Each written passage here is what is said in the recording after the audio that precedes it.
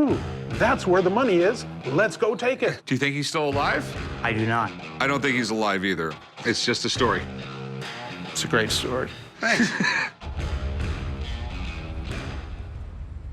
Earlier, a guy came in with some vintage tintype photographs that he says are of Jesse James and the Younger brothers. If they're real, they're worth tens of thousands of dollars, but I have no idea how to verify it. So I called in my buddy Mark to take a look.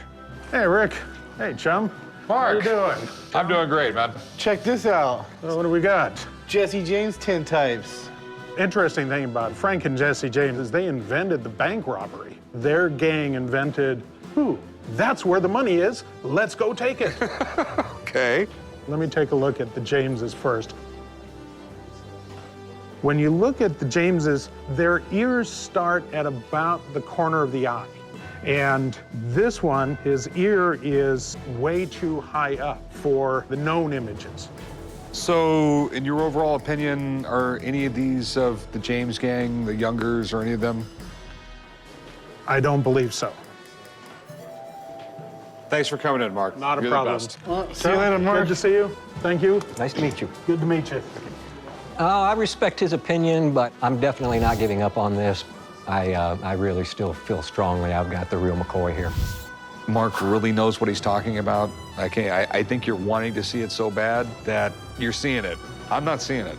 Sorry, I'd give you $10 a piece for him, but I don't think you're gonna take it. Nah, I can't do that.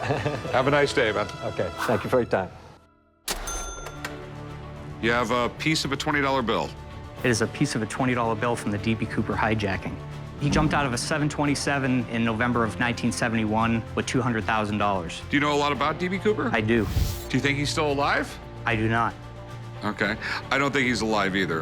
It was 1971. There was a plane flight. He gave the stewardess a note saying he had a bomb. He demanded a parachute and $200,000 in cash.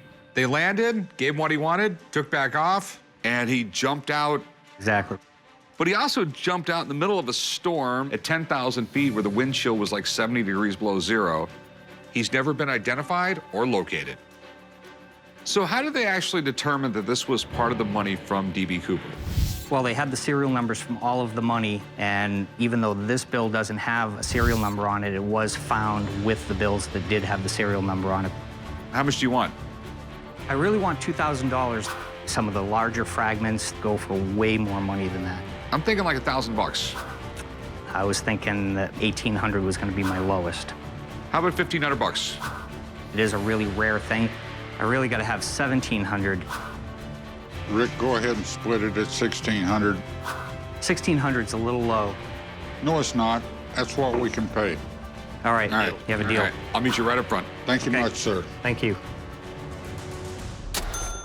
Earlier, a guy brought in a ring that he says was owned by the mob boss, Lucky Luciano. He didn't have any paperwork on it, but I thought it was worth getting checked out. So I called in a friend who's an expert in mob history. What's up, John? Lucky Luciano is a very big deal, organized crime. This guy immigrated from Sicily, grew up in New York City. I mean, he's really the guy who modernized organized crime. Okay. He was then imprisoned in 1937, given a 30 to 50-year prison sentence. He spent 10 years in prison. He was then released but deported back to Italy. If this is Lucky Luciano's ring, you'd be looking at something that would be worth tens of thousands of dollars. My mother had gotten the ring given to her by a person of authority who was connected to the mob families.